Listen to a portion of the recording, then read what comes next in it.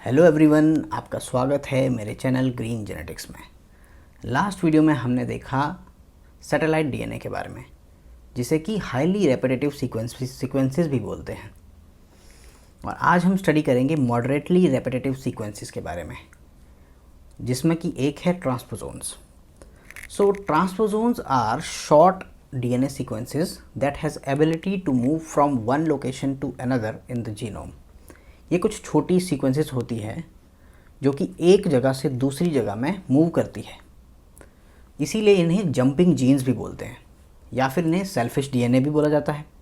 Selfish DNA इससे इसीलिए बोला जाता है क्योंकि इनके पास एबिलिटी होती है मूव करने की और रेप्लिकेट करने की, बट ये किसी काम की नहीं है।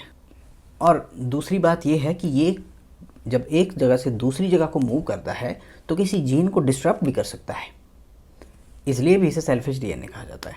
देखिए, ये एक जगह से दूसरी जगह में जीनोम में मूव कर सकता है। ट्रांसपोजोन्स की डिस्कवरी की थी बारबरा मैकलिंटॉफ ने 1948 में, जब वो मेज़ पर काम कर रहे थे। उन्होंने देखा कि मेज़ में कुछ जो दाने हैं वो पिगमेंटेड है, कुछ डॉटेड है या फिर कुछ कलरलेस है। और ये जो चेंज आ रहा है, ये जो कर्नल में चेंज आ रहा है, इसके कलर में चेंज आता है, ये ट्रांसपोजोन्स की वजह से आता है। इसकी डिस्कवरी के लिए उनको 1983 में नोबेल प्राइज़ भी मिला था। अब मैकेनिज्म ऑफ ट्रांसपोजिशन ये किस तरह से काम करता है? इसमें मोस्टली दो टाइप के मैकेनिज्म है, कट एंड पेस्ट मैकेनिज्म और दूसरा कॉपी एंड पेस्ट मैकेनिज्म। आपने सही सोचा, कट एंड पेस्ट और कॉपी एंड पेस्ट दोनों सिमिलर है, जैसा कि हम कंप्यूटर में भी फाइल को कॉपी करते हैं या कट करते हैं।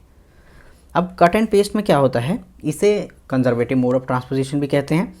कट एंड पेस्ट में क्या होता है कि जैसे एक डीएनए सीक्वेंसेस है, यहाँ पे देखिए, उसमें ये यहाँ पे ट्रांसपोजोन है, ये वाला पोर्शन ट्रांसपोजोन है, और ये क्या करेगा, ये यहाँ से कट हो जाएगा, यहाँ से ये मूव कर जाएगा और दूसरी जगह शिफ्ट हो जाएगा। ये यहाँ शिफ्ट हो गया, तो यहाँ से कट हो गया, यहाँ शिफ्ट हो गया। इसे कंजर्वेटिव मोड ऑफ ट्रांसपोजिशन इसलिए बोलते हैं क्योंकि जो सीक्वेंस है, वो जो डीएनए की सीक्वेंस है, वो कंजर्व रही है। कंजर्व मतलब वो यहाँ पे जो सीक्वेंसेस थी वही ओरिजिनल सीक्वेंसेस शिफ्ट हुई है यहाँ पे, तो कंजर्वेटिव मोड ऑफ ट्रांसपोजिशन भी इसलिए इसे बोला जाता है। दूसरा है कॉपी एंड पेस्ट मैकेनिज्म, इसे रेप्लिकेटिव मोड ऑफ ट्रांसपोजिशन भी कहते हैं।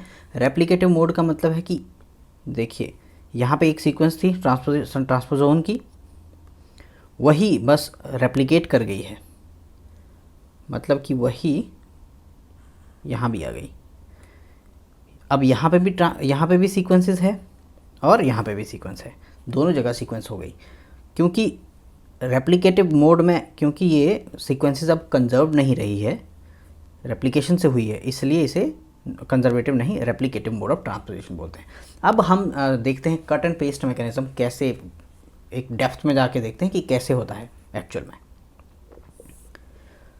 पहले हम देखते हैं कि कंजर्वेटिव मोड के लिए मेन प्री रिक्विजिट्स क्या है, क्या क्या चीज़ें चाहिए ट्रांसपोजिशन के लिए। किसी भी ट्रांसपोजिशन, चाहे वो कट एंड पेस्ट हो या फिर वो कॉपी पेस्ट हो ट्रांसपोजिशन, उसके लिए क्या क्या चाहिए होता है। उसके लिए पहली चीज़ चाहिए एक ट्रांसपोजेसिस एंजाइम। और ख़ास बात ट्रांसपोजोन्स की ये है कि ये जो ट्रांसपोजेसिस एंजाइम है, जो कि पूरा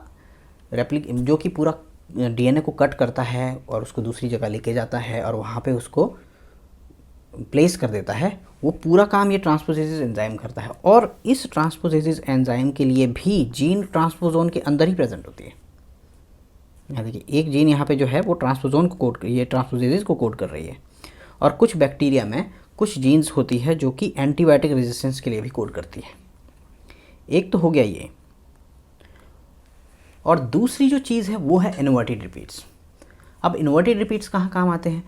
अब ट्रांसपोजेसिस जो एंजाइम है वो हर कहीं तो नहीं काट देगा, उनके लिए भी कुछ तो चीज़ होगी कि वो ट्रांसपोजोन्स के इधर उधर काटे ताकि वो ट्रांसपोजोन्स को लेके जाए। तो ट्रांसपोजेसिस जिस सीक्वेंस को रिकॉग्नाइज करता है वो होते हैं इन्वर्टेड रिपीट्स। अब ये देखिए, इन्वर्टेड रिपीट्स क्या होते हैं। इन्वर्टेड रिपीट्स कुछ ऐसी सीक्वेंसेस होती है, 20 से 50 के अराउंड की ये कुछ सीक्वेंसेस होती हैं, जो कि जैसे मान लो एक स्ट्रैंड में 5' to 3' डायरेक्शन में रन कर रही है, वही एग्जैक्ट सीक्वेंस किसी उसके दूसरे कॉम्प्लीमेंट्री स्ट्रैंड में वो 3' to 5' रन करेगी। ये देखिए यहाँ पे, जैसे यहाँ पे देख सकते हैं आप, ये देखिए और ये देखिए, ये दोनों सीक्वेंसेस सेम है। इसका एक और फ़ायदा क्या है, अब जैसे इसकी सीक्वेंस का और ये सीक्वेंसेस सेम है, तो इसका जो कॉम्प्लीमेंट्री इधर प्रेजेंट होगा और इसका कॉम्प्लीमेंट्री इधर प्रेजेंट होगा, उससे क्या होगा कि इस सीक्वेंसेस का कॉम्प्लीमेंट्री अब इसी स्ट्रैंड में, सेम स्ट्रैंड में कुछ सीक्वेंसेस के बाद यहाँ पे प्रेजेंट है। जैसे देखिए यहाँ जो ये वाला है उसके ही साथ में ये इसका कॉम्प्लीमेंट्री है, अब जो यहाँ प्रेजेंट है अब इसका कॉम्प्लीमेंट्री यहाँ है, और जो यहाँ प्रेजेंट है और इसका कॉम्प्लीमेंट्री यहाँ है। इसका फ़ायदा ये है कि अब ये आपस में भी जब कॉम्प्लीमेंट्री है तो आपस में जुड़ सकते हैं। मैंने डीएनए स्ट्रक्चर में भी एक बार बताया था कि ये हेयरपिन लूप जो फॉर्मेशन होती है डीएनए में, ये इन्वर्टेड रिपीट्स की वजह से होती है। यहाँ पे सीक्वेंसेस है, उसका कॉम्प्लीमेंट्री यहाँ आ गया और वहाँ वो जुड़ गए आपस में, और बीच का जो डीएनए वो हेयरपिन लूप में निकल सकता है। तो ये चीज़ें हैं जो इम्पॉर्टेंट है, इन्वर्टेड रिपीट्स, जो कि ट्रांसपोजेज जिसको रिकॉग्नाइज करता है वहाँ जाके वो अटैच होता है। अब स्टेप वाइज देखते हैं कि पहले क्या होता है। पहले क्या होगा कि पहले ट्रांसपोजेज एंजाइम आएगा, वो इन्वर्टेड रिपीट्स को रिकॉग्नाइज करेगा, उससे अटैच होगा, और फिर वहाँ पे ब्लंट एंड कट लगाएगा। ब्लंट एंड कट लगाएगा मतलब कि दो तरह के कट्स होते हैं, एक ब्लंट एंड कट्स और दूसरा staggered ends cuts. Staggered and जो कट होते हैं उसमें ओवरहैंग्स बनते हैं, 5' कुछ ओवरहैंग्स बनते हैं। जो ब्लंट एंड कट होते हैं उसमें वो बिल्कुल जो दो डीएनए है, जो डीएनए के जो स्ट्रैंड है उसको बस बीच से कट कर देता है और दो बस बराबर वो सीक्वेंसेस होती है, उसके कोई ओवरहैंग नहीं होते हैं। जैसे कि यहाँ देखिए, यहाँ पहले ट्रांसपोजोन, ये जो ट्रांसपोजेज एंजाइम आया और उसने उसको एक कॉम्प्लेक्स बना। अब हेयर पिन बनाने के बाद क्या हुआ कि वहाँ पे उसने ब्लंट एंड कट लगा दीजिए। ये देखिए यहाँ पे ब्लंट एंड कट है और 3' जो OH ग्रुप है वो अब बन गया है, वो रेडी है। अब ये रेडी है टारगेट सीक्वेंस पे अटैक करने के लिए, 3' जो OH ग्रुप बना है। अब देखिए इस नेक्स्ट स्टेप में क्या होता है।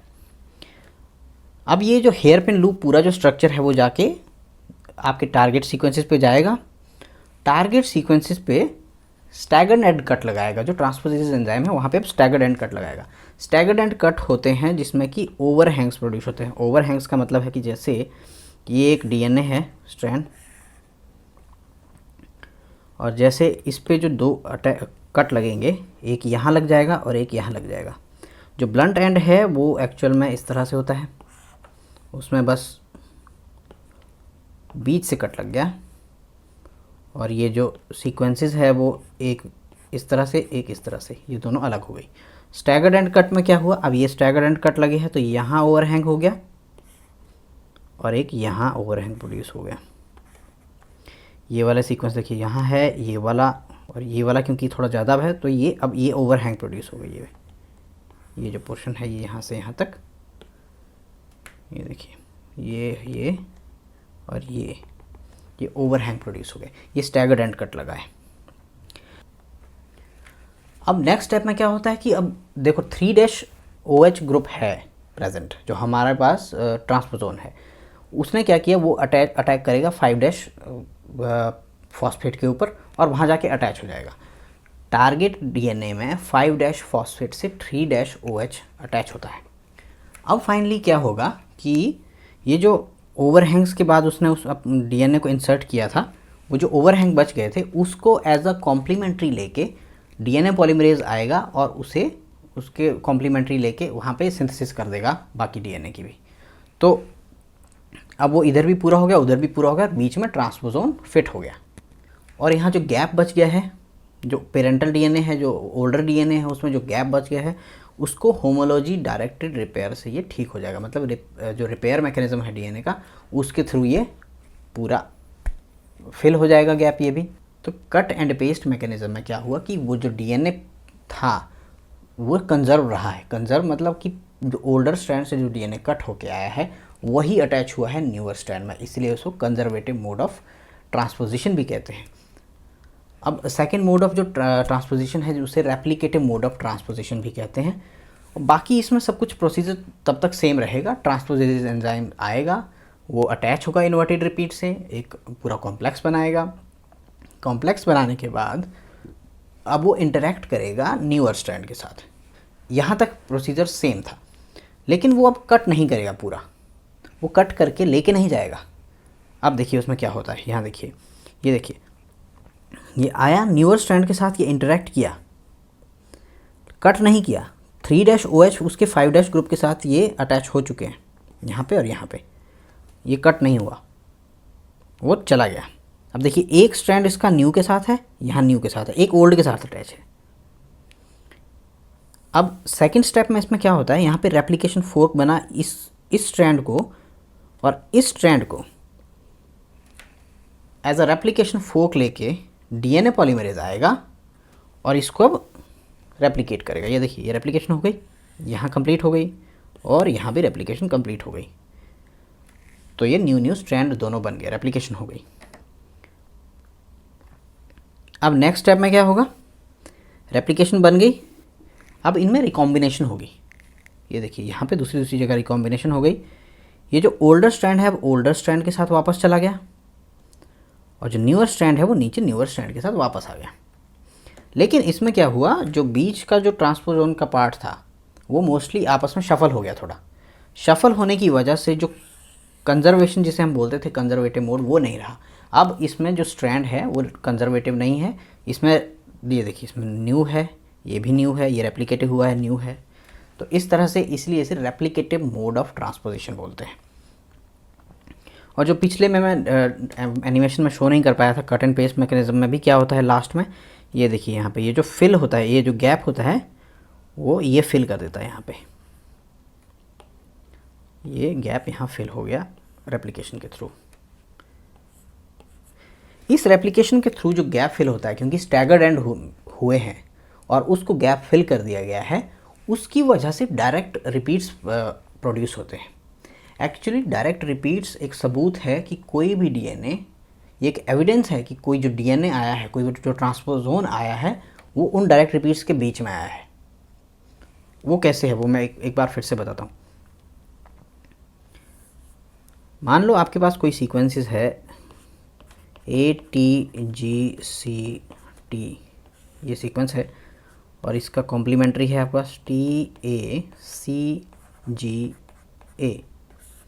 अब मान लो स्टैगर्ड एंड लगा है, कट स्टैगर्ड एंड, एक यहाँ कट लगा, एक यहाँ कट लगा। इससे क्या हुआ कि ओवरहैंग एक यहाँ प्रोड्यूस हो गया ATGCT और एक ओवरहैंग इधर प्रोड्यूस हो गया आपका। सॉरी, इसको थोड़ा दूर बना देता हूँ मैं, जैसे कि AGCAT,